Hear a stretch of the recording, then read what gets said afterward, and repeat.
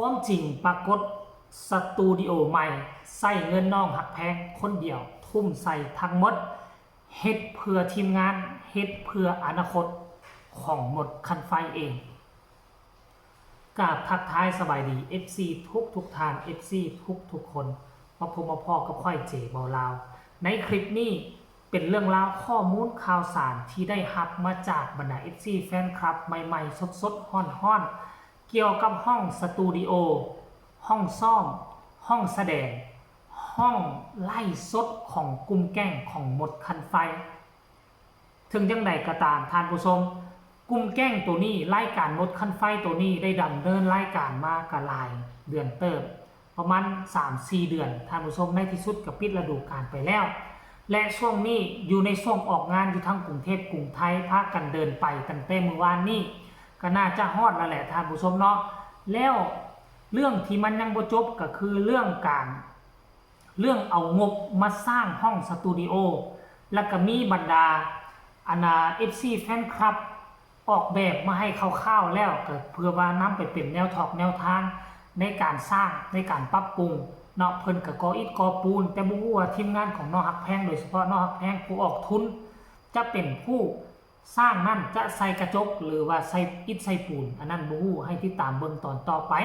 แต่ว่าถึงยังใดก็ตามมักกล่าวถึงเรื่องงบเฮ็ดมันก็บ่ธรรมดาในทางผู้ชมหลายหมื่นเติบขั้นก็ต้องใส่ดินบล็อกดินจีใส่ปูนใส่กระเบื้องมาปูหน้าต่างโอ้หลายสิ่งหลายอย่างโซฟาห้องนอกห้องน้ำรวมงบและเจบ่ลาวคิดว่ามันบ่ต่ำกว่าแสนบ่ท่านผู้ชมบ่ต่ำกว่าแสนเพราะฉะนั้นแล้วที่ผ่านมาเจบ่ลาวก็เข้าใจคิดว่ามี2แง่เอางบประมาณมาจากใส่อันที่1แล้วมันกลุ่มแก๊งของนนหมดคันไฟนี่มี5คนเก็บกันเฮ็ดอันที่2แล้วมันน่าจะเป็นพ่อฮักแม่ฮักเป็นผู้สนับสนุนแต่ทั้ง2อย่างนี่เจบ่ลาวคาดเดาผิดพลาดเลยตัดออกไปมีข้อมูลใหม่มาให้บรรดา FC แฟนคลับได้ฮู้กันก็คืองบตัวนี้มันบ่มีผู้รักผู้ใหญ่สนับสนุนแต่อย่างใดแต่เป็นงบส่วนตัวของน้องฮักแพงนั่นเองแต่บ่ฮู้ว่าตัวนี้จะเป็นเฮ็ดเป็นห้องนอนของน้องฮักแพงโดยเฉพาะได้บ่ระแบงเคิงเฮ็ดม่องไร่สดบ่หรือว่าทั้งตึกนี่จะเฮ็ดเป็นม่องไร่สดหมดเลยทั้งด้านหนึ่งเป็นเวทีทั้งด้านกลางก็เป็นม่องตั้งกล้องถ่ายทั้งด้านหลังก็สามารถเปิดให้ชาวบ้านเข้ามาเบิ่งเข้ามาชมได้ท่านผู้ชมถ้ากรณีว่าเฮาสามารถเฮ็ดรายการแล้วได้ยินเสียงแซวๆโฮห้องของบรรดา FC แฟนคลับของบรรดาท่านผู้ชมนี่มันจะฮู้สึกสนุกสนานไปนำกันได้คล้ายๆคือเฮาเบิ่งรายการสดดูรายการสดของทีวีน่ะสังเกตเบิ่งบ่เป็นอย่างรายการทีวีเวลาเขาออกรายการสดเขาจึงเอาท่านผู้ชมไปชมเต็มอยู่ในสตูดิโอของเขาเพราะอย่างเพราะว่าการเปิดรายการมามันก็จะมีเสียงปรบมือดังสวดมันเฮ็ดผู้ชมอยู่ทั้งด้านหน้าจอมือถือและจอโทรทัศน์ได้เบิ่งได้ชมแล้วมันคือฮึกเหิมมันคือสนุกสนานไปนํเขาคันถ้ากรณีว่าเฮาเฮ็ดรายการแล้วเฮาบ่มีเสียงผู้ชมมาเบิ่งมาชมมาปรบมือมาโห่ห้องไปนํกันมันคล้ายๆคือมันขาดสีสันท่านผู้ชมถ้าเป็นไปได้นะรายการตัวนี้พัฒนาไปถึงขนาดนั้นเลยแล้วก็เห็นผู้รักผู้ใหญ่ออกมาชมแต่ถึงเขาจะบ่ชมถึงกลุ่มแก๊งของหมดคันไฟแต่บอสโจเราก็ไปวักหนึ่งตอนที่เราไล่สดเกี่ยวกับวง2ว่าภายในยกง่ายจากวง1ไปวง2มีผู้บริหารผู้ใดแน่ขึ้นมาคุมบังเหียนปัจจุบันนี้แล้วมีวักหนึ่งแล้วก็ถึงมีแต่สนุกไปหน้าวง2แล้วว่าน่ะสนุกสนานอันเก่งบ่เก่งแล้วว่าค่อยบ่ฮู้ว่าเขาเก่งบ่เก่งแต่ว่าเรื่องโซเชียลเขาสามารถเฮ็ดได้ขนาดนี้มันมี 5-6 คนของเขานั่นแหละบอสโจว่าคัน 5-6 คนน่าจะเป็นกลุ่มแก๊งของหมดคันไฟแน่นอนสำหรับเจบ่ลาวคิดว่านะถึงว่าเราจะบ่ชื่อนะเพราะว่าคนที่ง่ายจากวง2ไปหาวงคนที่ง่ายจากวง1ไปหาวง2มันบ่ฮอด 5-6 คนเด้เราบอกว่ามี 5-6 คนของเขาหั่นแหละกำลังจะสนุกสนานกำลังจะบันเทิงแน่นอนว่าสันละวันในปีที่ผ่านมาในปีหน้านี่แสดงว่าเรากำลังตัดสินใจจะซัพพอร์ตกลุ่มแก๊งของหมดคันไฟเต็มสปีดหรือบ่ในฤดูกาลหน้านี้ต้องยอมรับว่าก กลุ่มคนเหล่านี้สามารถสร้างกระแสสร้างสีสันให้วงสาวน้อยลำเพลินโชว์ได้อย่างดีบ่มีผู้ใดเฮ็ดได้แบบนี้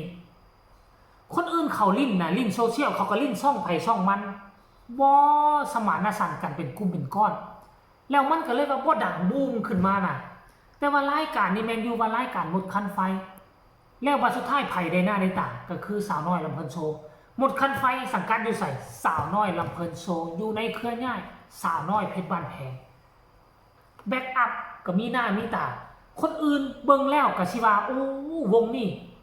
คือพักดันลูกวงคือพักดันสมาชิกให้มีความอาจสามารถขนาดนี้แท้เห็นบ่ล่ะ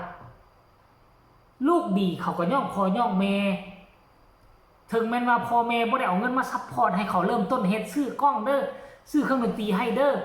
ออกเงินทุนสร้างสตูดิโอให้เด้อบ่มีจักกีบจักอัดเป็นเงินความสามารถของเขาแต่สรุปแล้วไผได้หน้าได้ตาก็คือพ่อคือแม่พ่อแม่คือไผก็คือวงนั่นเองแต่กับพวกเจ้าบ่ต้องน้อยใจเริ่มต้นจุดเริ่มต้นพวกเจ้าต้องเริ่มต้นในตัวของพวกเจ้าเองแล้วพอผลประโยชน์เข้ามาพอมีผลประโยชน์แล้วพอมีซื้อมีเสียงแล้วเดี๋ยววงเขาหักจะทุ่มเทให้พวกเจ้าเองเดี๋ยวเขาหักจะมีงบมีโตโฆษณาช่วยพวกเจ้าเองแล้วทุกมือนี่ก็เริ่มมีแล้วทรงทีแรกก็คิดว่าทรงแต่น้องหักแพงไปทางกรุงเทพมือนี่นะไปร่วมงานคอนเสิร์ตงานฮับเซิร์นน่ะทีแรกคิดว่าเซิร์นแต่น้องหักแพงไปเป็นศิลปินเดียวไปร่วมกับศิลปินผู้อื่นบัดฟาดอีหยังตีแม่นทั้งกลุ่มแก้งของหมดคันไฟ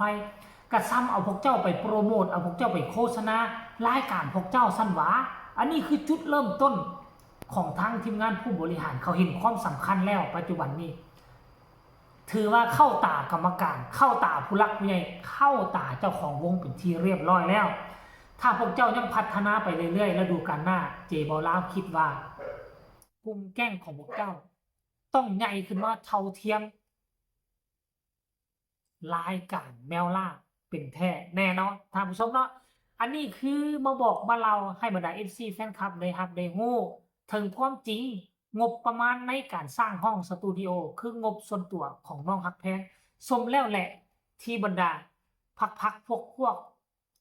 ฮักหอมและให้เกียรติเพราะน้องฮักแพงคือผู้นำผู้จุดประกายรายการของมดคันไฟ